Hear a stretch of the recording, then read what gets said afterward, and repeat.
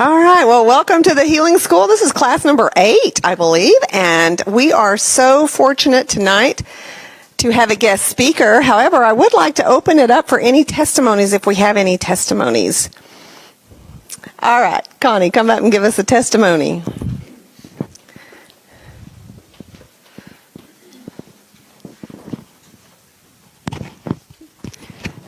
I was dealing with some medical issues, and people were suggesting I go to the doctor, so I did. And before I went the first time, I had some people here at the Healing School pray for me before I went in.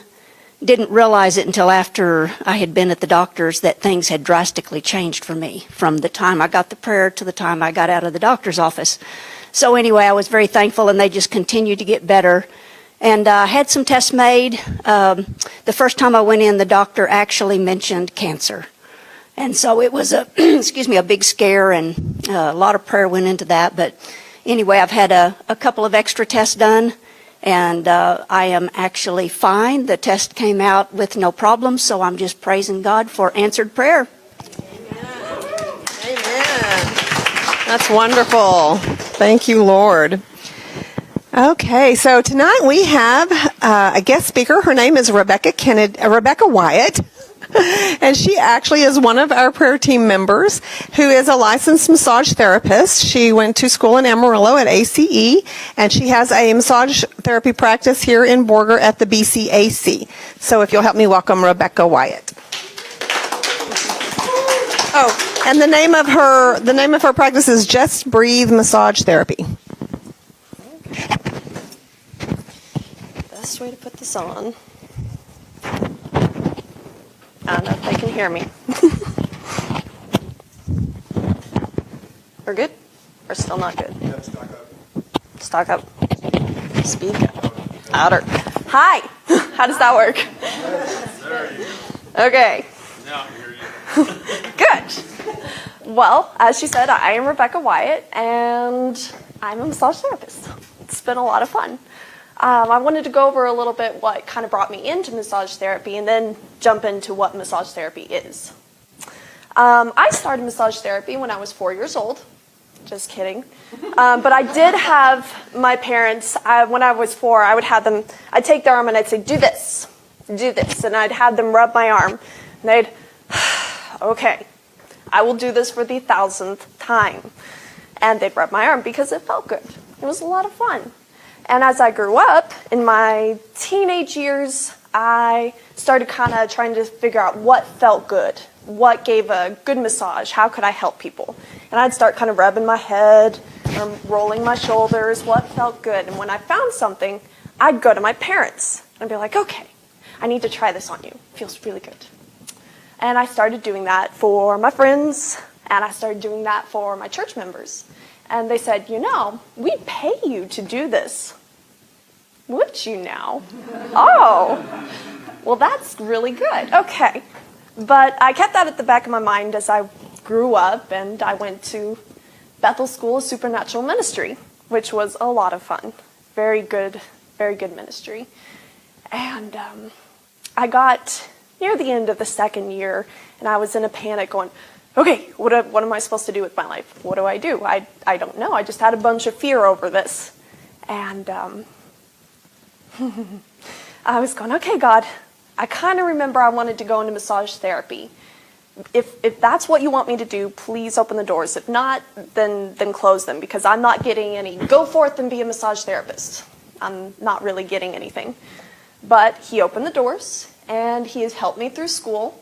My parents paid for my school, and they were very happy to be my guinea pigs as I learned my techniques.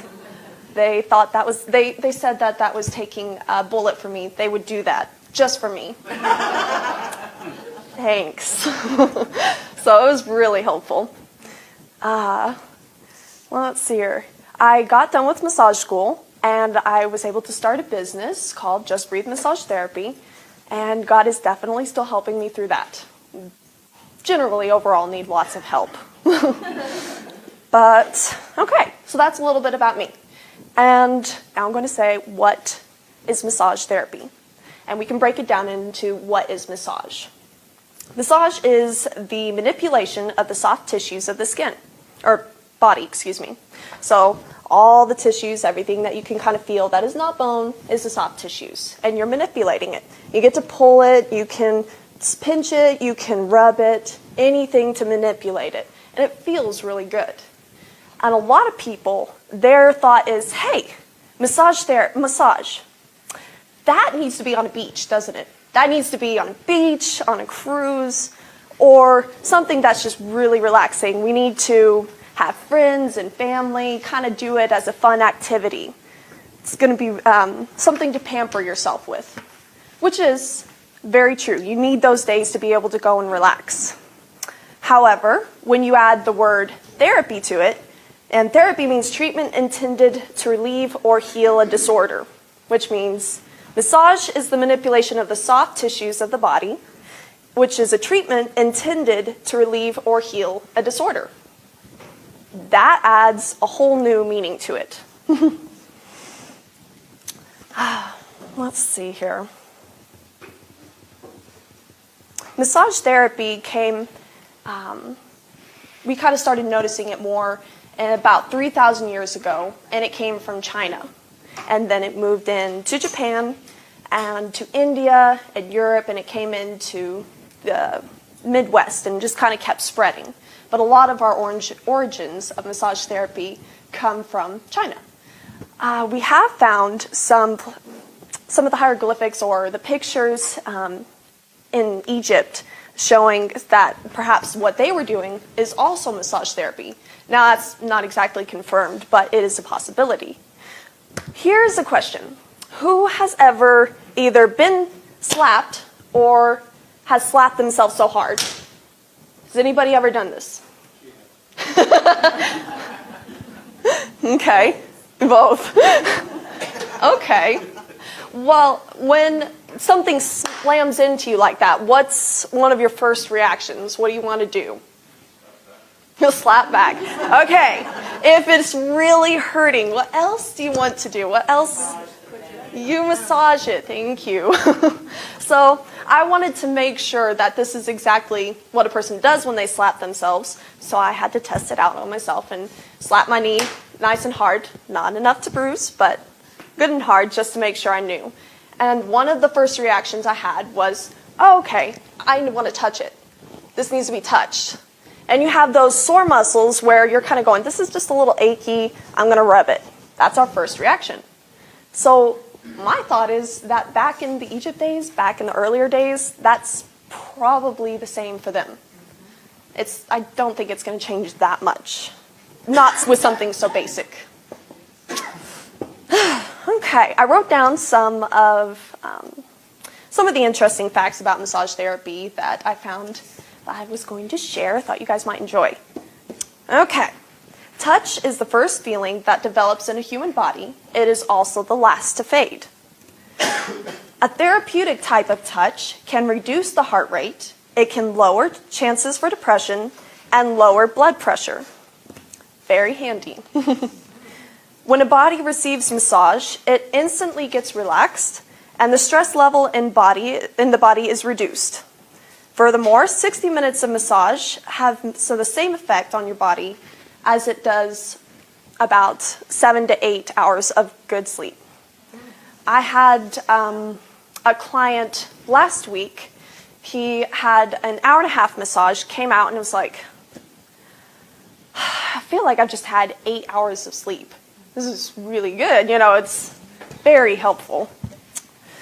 Okay, our skin is the largest organ on our body. It is used as a protection coat for transferring heat and cold and for creating energy through the sun. Naturally, it allows us to feel the effects of the massage to its fullest.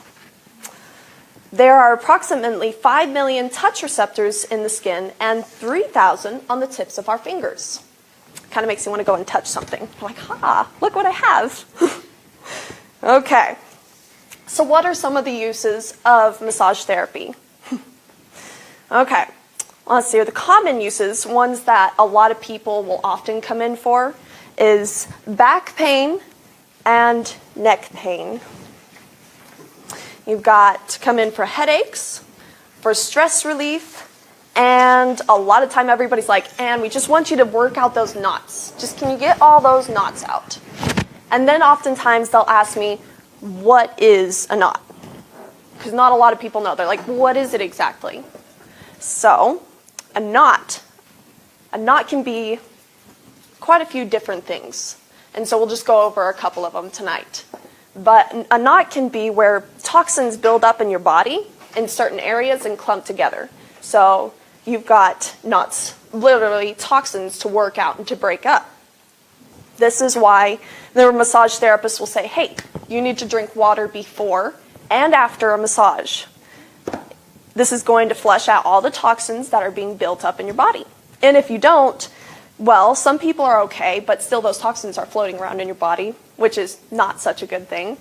But sometimes the next day people can feel nauseous, they can get a headache, they can feel sore like, I just went to the gym, it's not so much fun.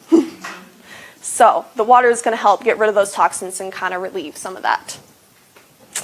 Another way you can get knots is overuse of a muscle. You're using the same you're doing the same repetitive motion over and over and over. And this can be the really big motions or the really small ones. It could be where you're swinging the hammer, or it could be where you're holding the needle. Whatever your job is, if you're doing it for 40 hours a week, it's going to learn, okay, my body does this, and we're going to do it over and over and over and over, and eventually that can damage your muscles. Those little bitty repetitive motions with your thumb can go into carpal tunnel. Not so much fun. Okay. Another one has to do with those repetitive motions, and it is stress knots. Whenever you're stressed, you tense your body up, and everything is going, oh my gosh, okay, what do we do? We'll just stay here, like this, for a long time. So there are two types of muscles. You've got your everyday muscles that you use to stand, okay? Those you don't really think about using. You just get up and you go usually. However, there's also your special occasion muscles. And those you would use for those big, big, heavy objects. You're like, okay, I am totally strong enough to lift this, but you better show me where I'm going in the next 5 seconds, otherwise it's going to fall on my foot. It's not going to be good. So when you're stressed, you're using those special occasion muscles all the time. You're tensing them up, and they're being used over and over and over, and they're not getting released.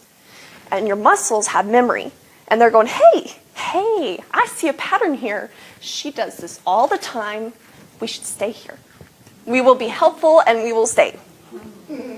Not so much. So those repetitive motions can get you back into some knots or some tears, some strains, kind of whatever your body says is going to use to say, hey, we have a problem. Okay. Lastly, I want to talk about trigger points. And has anybody ever heard of a trigger point in here? I know you have. My father. Okay. And my mother. I might have practiced trigger points on them a couple times. Okay, well, one of the ways the trigger point is formed is when part of your muscle, not the whole muscle, just part of it, spasms. With this, the blood flow gets stopped at that area, and then all those toxins are built up again. And they're just building up, happily storing away in that area, which is irritating that spot, that is spasming already, and now it's getting irritated with all the toxins. So, trigger points have quite a few different kinds of trigger points, but the two biggest are active and latent trigger points. The active trigger points are the ones that you're going, I feel it right here. It's happening right now, and it hurts. It's oftentimes people mistake it for pinched nerves, or they mistake it for like sciatica, going down your leg. You're going, there's something wrong, and I think it's this. But in fact, it's actually a trigger point. Sometimes trigger points can be in the throat or in that general area. It can make it seem like you have sore throat or sinuses or headaches, all sorts of stuff. The active trigger points are a little tricky sometimes. They're kind of a pain. And like if you look on the papers, you can see that they refer pain to different areas in your body. The trigger point may be on your shoulder, but it can shoot the pain up into your head and give you wonderful headaches. Or it can shoot, just kind of wherever that general, they've mapped out some general areas of where trigger points will kind of show up in each person. But it's a little different for every person. Okay. The latent trigger points, they are not as immediate, saying needing that attention right away. They will tense your muscles, and sometimes you don't even realize they're there, or that your muscles are tensing, because your body compensates for it. It says, you really don't need to worry about that right now. We have other issues. So you don't even realize you have this latent trigger point until somebody comes up and pokes it, like a massage therapist. Or a kid who's like, hey, I just want to either tickle you or just like try to give you a massage, and then you poke that area and you're like, oh, hey, I didn't realize that was hurting. Oh man. So latent trigger points are kind of hidden at times. I had a lady tell me about how she had a trigger point. I think it was either in her shoulder. Yeah, I think it was kind of by her scapula, by her shoulder. And she was at a soccer game. She needed to look at something behind her, and she turns her whole body instead of trying to turn her head. So a massage therapist was in the crowd, saw that, and knew, hey, she can't turn her head. She didn't even realize she wasn't turning her head. Her body just says, hey, we don't need to worry about this. We'll just turn all of me. No worries. So the massage therapist comes up and says, you have a trigger point? Can I just get rid of it for you? It's really bothering me. So, yeah. She gets rid of the trigger point, releases it, and she's like, okay, I did not know it was there. But trigger points have the ability to become active. Trigger points, the latent, have the ability to become active. So it's better to get them out than to leave them there. Depending on your situation, it may be okay. It's not like, oh no, you need to get them all out. If it's really bothering you, please definitely get it taken care of. But nothing to worry about. Everybody gets trigger points. Though some of my brothers will say, no, I have no problems. Okay. Oh, how do we get, let's hear. One of the ways I know how to get a trigger point out is I will use, if I can have my father, my lovely assistant, come forward. Okay. For this, let's say he had a trigger point up in his shoulder. What I would do is I'm going to find that spot where it's going to hurt the most. That's when you know you found it. And you're just going to put some pressure on there. You never want to put enough pressure on there that afterwards the person's like, I don't like you anymore. That hurt. You don't want to do that. So you want to give enough that it's like, okay, I know we're doing something. They feel it, but they're not going to kick me. So we hold this for about 10 to 30 seconds, release it. And what that's doing, usually I'll have them breathe during that time. And just take some deep breaths.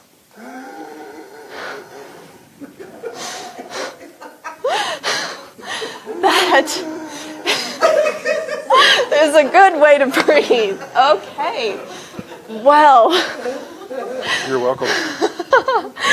So, anybody else want to be my lovely assistant, please? But I practiced so hard. Okay, well, I had them breathe, and what that's doing is that's going to take their mind off the pain to some extent, and that's also going to be bringing in new oxygen and bringing in all the good cells, all that oxygen into the blood. So if you remember, it can be a bunch of toxins built up here. So while I'm pushing down, that's holding off more of the blood flow, and it's releasing those toxins. And once I lift up after they've been breathing, that's bringing in all the good air, all the good blood into this and washing it clean. So You do that, you do the 10 to 30 seconds, and do this about 3 times. 3 to 5 times. You may sit down, thank you. Thank you so much. Okay. Oh, hold your applause. He'll come up later. I'm sorry. But no, sometimes it doesn't. Is that trigger point, is that just in the shoulder? It can be almost anywhere. Yes, ma'am. It can be just about anywhere in your body. But I try not to do it any more than 3 to 5 times because that can irritate the muscle. If it's not ready to release and you're just, kind of moving it around, it's going, I don't like this, I don't like you, so I'm going to let you know about it. It could take a couple times before it's ready to release, and depending on how stressful life is. If you're in constant stress and you're not going to change something, your body may just hold on to it, say, nope, this is what we do. We're going to hold on to this. Okay? All right. Some of the more uncommon reasons people come in for a massage. Let's see here. One of them is for massage therapy as this word is escaping me. Preventative health care. That is a big part of what massage therapy is. You need to come in before you have a whole bunch of problems. It's like maintaining your car. You're bringing your body in and you're getting it taken care of. You're every once a month, depending on what you need, to get yourself taken care of. That's also your time to make sure you're keeping your stress level low, you're getting your sleep, your body it helps your immune system, so you're staying healthy and keeping away from sickness and disease. To some extent, it's not a cure-all, but it is very, very good. Another reason that most people don't think about is it protects your time and your money. How so? Well, if you're in with a doctor all the time, you aren't able to spend time with your family or friends. You aren't able to spend time at your job. So it's also saving you money because you're spending all that money for a doctor when you could go to a chiropractor. You could go to a massage therapist. You could go to what is it called? Physical therapist, thank you. Anyway, you could get all this done, this maintenance checks done, which is going to be small bits of money. It may come out to about the same, but it's not all at once. So it's really helpful. There are times when you see, let's just use our bodies, let's reference them as cars at the moment, just for examples. Okay, so if you see your car, it's kind of in that state of, it's not doing the best, but it runs. So we're good. We're good for now. It's okay. What happens when it does stop? For the car, you can throw out a bunch of money and hopefully get it taken care of really fast. For your body has to heal. It has to take time to recover. It has to build its strength back up. What if your car is totaled? That's not so good for your body. Not going to help. And then you're going to have to ask Daddy God for a miracle. So, yes, ma'am. How do you know which one you should go to? Physical therapy, massage therapy, or whatever? How do you know which one to go to first? How do you know when you should go to either a massage therapist or a chiropractor or physical therapist? I know for the massage therapy, most of the time, it's going to have to do with a muscle issue. For the chiropractor, it's going to have to do with the bones, because I can tell you I don't know much about that at all. For a physical therapist, I honestly do not know. I'm not sure. I'm sure, depending on the issue, you would either the massage therapist, whoever you go to, if you're not getting your answers, you're feeling like it's not helping, you can always ask a doctor, and then they can say, hey, this is what you need. that's my answer for that. I'm sorry. Yeah, no, and it was a very good question. Okay. Okay, so we can move on to the benefits of a massage. And there is a paper we're going to look at that Sarah gave me. I was very glad for.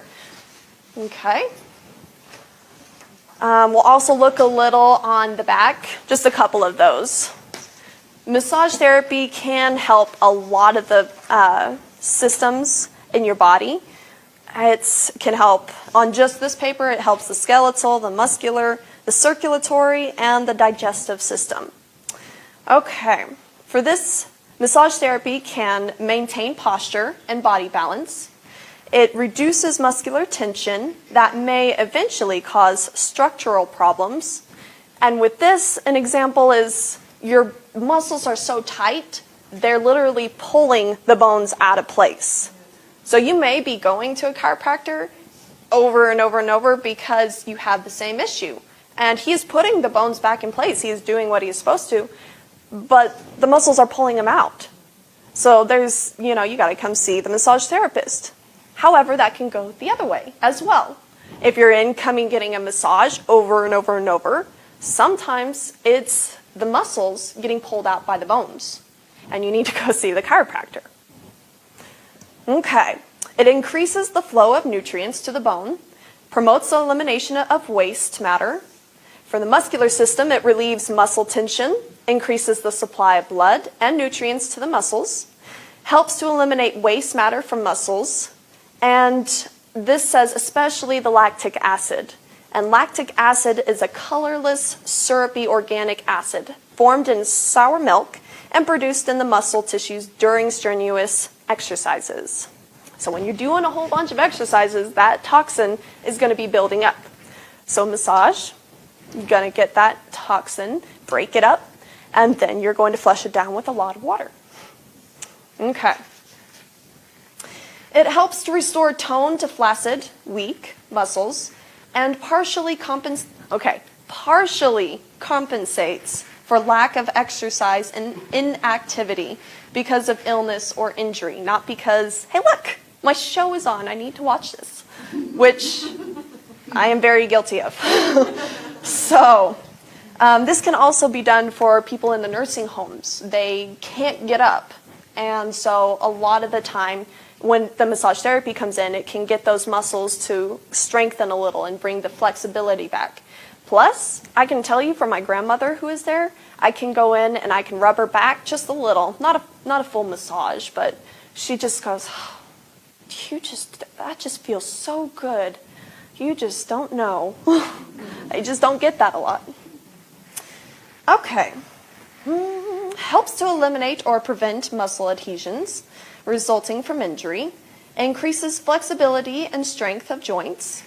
For the circulatory system, I can tell you almost majority of what the massage therapy techniques are, they are going to affect the circulatory system. So it's a lot of fun. Let's see, your digestive system acts as a mechanical cleanser, pushing out waste products, particularly in those who suffer from constipation. You can get all your systems going again. I know that there is a technique that can help speed up and to slow down your digestive system. So that can be helpful. Okay, the 25 reasons to get a massage. I'll just kind of go over a couple of these because you can read them at home. Okay, you can do this to relieve stress, relieve positive pain, reduce anxiety. I said relieve positive pain.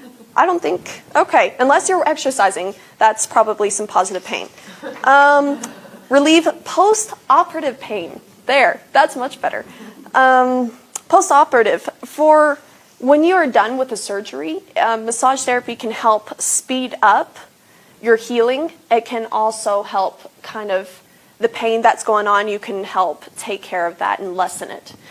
You cannot do this until you have a written consent and an okay from the doctor saying, yes, it is safe for you to get a massage. Okay? And it's just best all the way around for everybody that the doctor says, yes, okay. Let's see here. It manages low back pain and helps fibromyalgia pain. And I had a classmate who had fibromyalgia really badly. But she was able to get up, move around, go to school, plan a wedding, her own wedding, and do everything for this wedding, even though she had some really, really bad fibromyalgia because of chiropractic appointments and massage therapy. And I think some physical therapy. She may have done some of that. But, okay. So you can take this home and look at it. Okay. For this next part, we're going to look at the techniques of the massage therapy and what they do. Pretty much all of what I'm going to be going off of for that is my textbook. It's what I got to use for my school. It is Theory and Practice of Massage Therapy, 5th edition, by Mark F. Beck. It's a big, heavy book. So if you need something to slap somebody with, it would be this. Just saying. Okay, in this we have touch, effleurage, we have friction, kneading, which is also petrissage, percussion, and joint movement. Okay, earlier we talked about touch when I said, okay, what happens when you get slapped or you slap yourself? You want to touch it, okay? So touch can help reduce pain. It can lower blood pressure, control nervous irritability, or reassure someone who is nervous. You know, when somebody's over here, I just don't know, I don't know what to do, and you go, hey, it's okay. You go to touch them, you're like, calm down, it's okay. That calms them down. That helps, that helps them to release some of that stress, which you get enough of that in massage therapy because depending on what massage you come into, it can be very relaxing if, whatever you're going to need for that. For a deep pressure, a deep touch, you can soothe a muscle spasm or a trigger point. We talked about that one as well. Okay, effleurage. These are the nice long strokes, what you may see in some of the pictures as they're gliding down a person's back. You can do that on their arms, on their legs, on their back. You can do a little bit on their shoulders. A lot of the time, I like to use my forearms. So you can get a good, nice, deep glide. It's a lot of fun.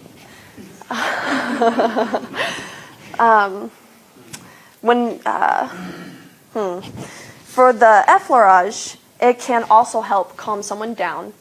It can help the general fatigue and insomnia. Like we said earlier, my client, he got done with his 1.5-hour massage and it's like, I feel like I just slept for 8 hours.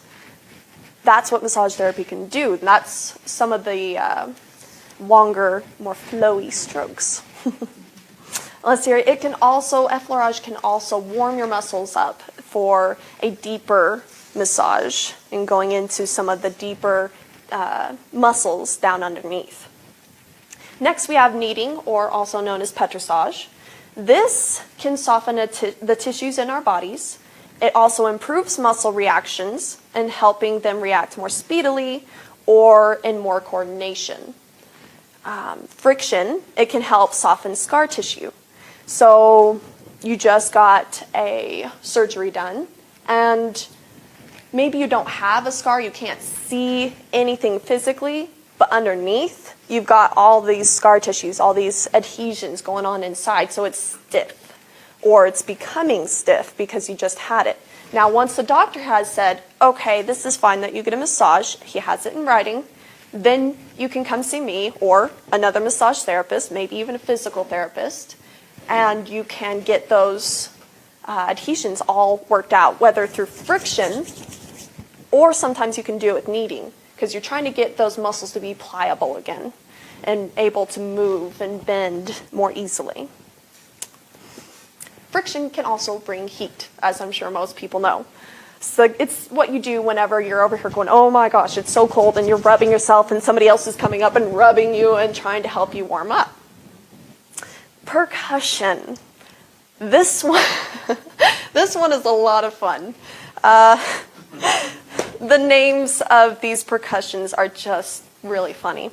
Okay, there's tapping, slapping, cupping, hacking, and beating. And I need my lovely assistant to come back up. We can demonstrate some of these. He wants the beating first. Well, we're going to start with tapping first. It's tapping. Tapping is the lightest, most superficial of all the percussion. And usually it is done on a person's face. Here, come here. See? You're just lightly going over a person's face with this. Okay. So the next one is slapping. Okay? You do want that nice, good slaps.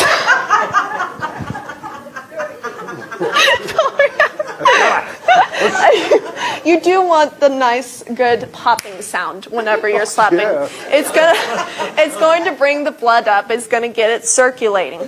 It also is very stimulating. For both the giver and the recipient, apparently. So, okay. Have you ever been, when you're driving someplace, it's a long, long drive, and you want to stay awake. You're not a coffee drinker like me, so you're going, okay, you're trying to drive, you're trying to keep yourself awake and slapping your cheeks. Yes. Well, I did that on my way from San Antonio back to Borger. And it was about an hour and a half that the last bit that I was going, oh my gosh, I'm so tired. Well, I got there, and my dad's like, oops, Rebecca, why is your face all red? I might have been falling asleep, maybe. Okay, the next technique is cupping. And this is a really good technique. I have not used it a lot, but it is definitely very helpful. With the cupping, you are using your hand. You're making that cupping.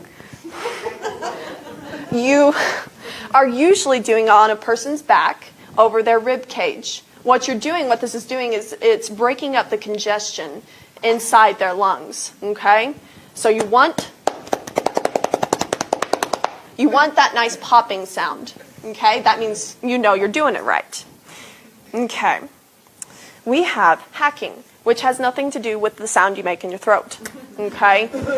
It actually is the technique a lot of people think is the chopping, okay? But instead of trying to beat the person with a chop, your hands are loose, your fingers are loose, your wrists are loose. What you're doing is, on all of these techniques, you want to do it on the muscles. You never want to go on the spine or any of the bony areas, because that would hurt them and your hands. So you just lightly go over a person's back. Okay. We're done. We don't need to do the beating, right? The hacking encourages the relaxation and local circulation. Like I said, a lot of the techniques are going to do with circulation. Okay, the beating. This is the last of the percussion techniques, and it is the heaviest and deepest form of percussion. It is never meant for me as a massage therapist to take my stress out on a client. Not its purpose. So pretty much all you're doing is you're getting your hands into fists, and you're just going along the person's muscles. And again, it can be very relaxing. For the percussion techniques, thank you, sir. I will have you stand here for just a little bit longer. For the percussion techniques, you can have them stimulate you. Like I said, you're going, okay, stay awake, stay awake. Now, for the rest of the techniques, you can also have them stimulate and to relax. If you use them the first few seconds, you're going, okay, I'm awake. Let's go. We're ready to go. You use them for a long period of time, and you're going, hey, okay, I'm relaxing. My body is kind of getting more sleepy. And we're going, oh, this is nice. That's what it can do. Along with bringing up the circulation and generally feeling good. Okay, joint movements. We're going to go over passive joint movements. I'm going to go over the passive joint movements, which is a lot of the joint movements we're going to use for range of motion. In this case, we're going to say he has a limited range of motion. So when he gets...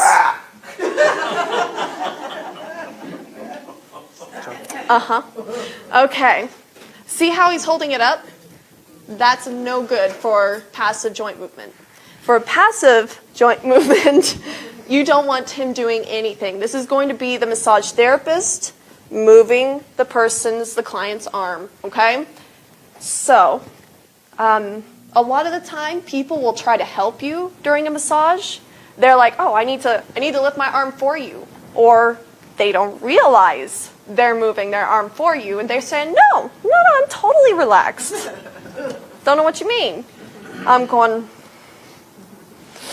okay, we will work around it. But that's just, they haven't learned how to relax. So you got to work around it. You got to teach them how to relax, to let go of that stress and retrain their muscles. Sometimes you have to do that because they've been like that for so long. Okay. The next one is active resistive joint movement. For these techniques, what he is doing, I'm going to have him pull his hand to his shoulder, and I'm going to hold it back. He's going to use only about 60 to 80% of his strength, okay? If I had clients use all of their strength all the time, I would hurt something, something of me. It would not be good. So, you ready? A lot of the time, these techniques will help your range of motion, they'll help your flexibility, and they will help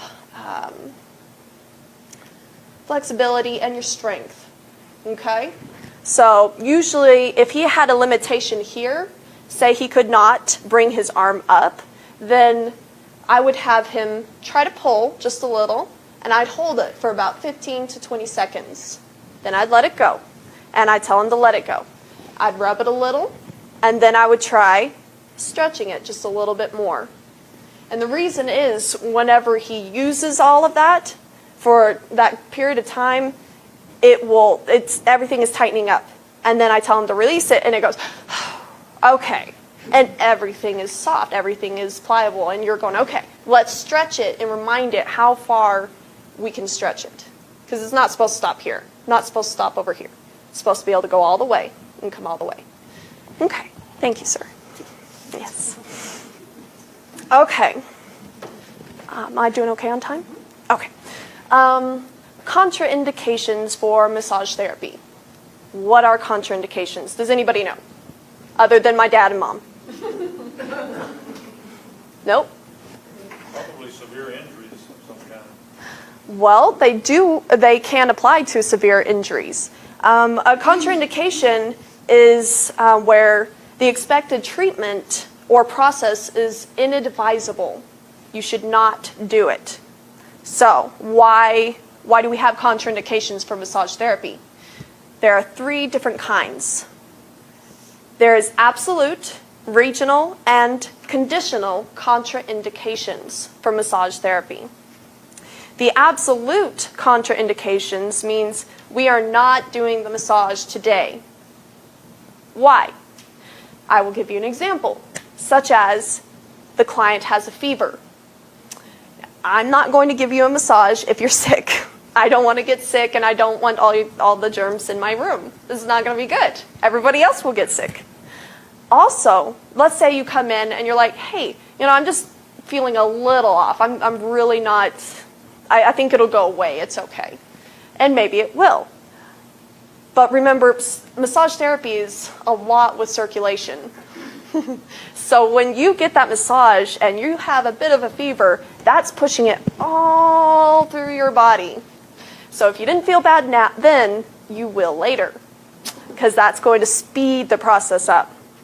This also has to do with medication. The massage therapist will ask, okay, what are you taking and when did you last take it? Because you have to be careful what you're pushing through your system so quickly, okay? So that would be an absolute contraindication. A regional contraindication means a local problem, means my little pinky finger is broken. I'm not going to, for one of the clients, let's say their pinky finger is broken. I'm not going to massage that area. That's a local problem, a local contraindication. Now, when their cast is off, the doctor has said, yes, it's safe to massage it. I will definitely help and speed up that process of healing. The last one is conditional contraindication, which means that the massage therapist has to be careful with the client's personal health problems. For instance, if somebody had osteoporosis, means their bones are really brittle and easily break. If I go in and I start doing deep tissue, I could break one of their bones. That is not good. So even you got to be really careful with people. If you have an older client, you have to be careful. Everything's a little more fragile. You got to make sure you're giving a massage that is going to fit them. So that is conditional contraindication. I also want to point out that massage therapy is most certainly not a replacement for medical care. Okay? I don't want to see you in my office if you're bleeding to death. I can't. I can call the doctor for you. And go, oh my gosh! But then there's the more subtle areas where somebody will come in and say, I had this spot that's kind of on my back here. I don't know what it is. It popped up yesterday. I was just wondering, what is that? As a massage therapist, I cannot tell you what that is. There's a good possibility I don't know what it is. So that I'm like, hey, you need to go see the doctor. Oh, I'm not looking for a diagnosis, nothing like that. Just what's your opinion? I can't give that to you. I'm so sorry. Because if you start basing your thinking off of my opinion and I'm wrong, that could get us both in trouble. So this will keep you and me safe. So we go see a doctor. Okay. Last point I would like to make is that touch is important. Just the general, therapeutic, nice hug, touch. Good Jesus hug. Who has ever taken the 5 love language test? Okay, a good bit of you. If you haven't, I definitely would recommend that you do. There are 5 love languages. There is touch, there's gifts, there's words of affirmation, there are acts of service, and quality time. So, there are times where you'll learn that usually you're taught 2 love languages. And for these, mine is, my mind's blanking. Mine is touch and words of affirmation. But I still need those other love languages filled. I still need those love tanks filled. They just might be a little bit smaller, but I still need them filled. So everybody still needs to have touch. Even if you're usually like, no, I have kids on me all day, I want no touch. No. But you still need that, hey, you did good, high five. Makes you feel really good. You're like, I just needed that little contact, that's it. But you needed it. Okay, I'm going to make a jump. Everybody stay with me. In the scripture, in the Old Testament, they had, when somebody had a disease, such as leprosy, you had to stay away from everybody else. You had to say, unclean, don't come near me. Or any other disease that could be transferred. They had to leave the Israelite camp and go outside of it, where nobody else was, until they either were healed and became clean, or they stayed there because you couldn't get everybody else sick. So this was very, very big. However, when Jesus came, the leper came up to him and he said, Lord, if you're willing. And Jesus said, I am. I'm willing, and you be clean. And so he touched him. Can you imagine the shock for everybody else? Oh no. Like this is the guy who has been healing everybody. If he dies because he gets sick, because he touched somebody, this is not going to be good. This is huge. This is, to them, radical. Because you don't touch people like that. And the man was healed. Jesus sees what his Father is doing. And he saw his Father touching someone because Jesus was like, okay, we're touching him. He could have just said, I am willing, be healed. And he would have been healed. It would have been just fine. But there are other times that God has used touching for healing. There is Luke 4:40. Jesus was laying his hands on the sick people and they were healed. Acts 8:17. They laid their hands on them and they received the Holy Spirit. James 5:14. Is anyone among you sick? Let them get the elders and have them pray and anoint them with oil. There are lots of times God could just say, you're good, just like he brought into the world, made the world. He spoke it into existence. He could just do that. But he put touch inside of us. He put that desire to be touched, to be loved like that. And he used Jesus and fulfilled that. He can use it for healing. God finds touch very important. Are there any questions about massage therapy?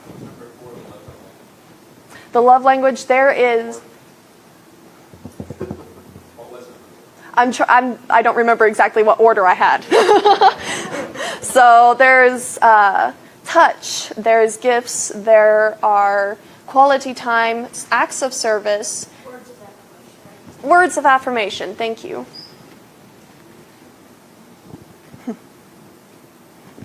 Alrighty. Any other questions? Nope. Okay, well, thank you very much for letting me be here, and I hope you guys have a good night. I've got one thing I'd like to say. I don't know if you've heard, I'm sure you have, but they say that massage therapy could have stopped the crippling effects of polio back when everybody got it if they'd have just known. That could have stopped those crippling effects of polio. Oh, That was okay. That was something I've heard. I don't know. Okay, massage therapy, if they had known about it, could have stopped the effects of the crippling effects of polio back in the day when everyone was getting it. Left them crippled. Yeah. Yeah. Okay. Well, very cool. I learned something. That's pretty awesome.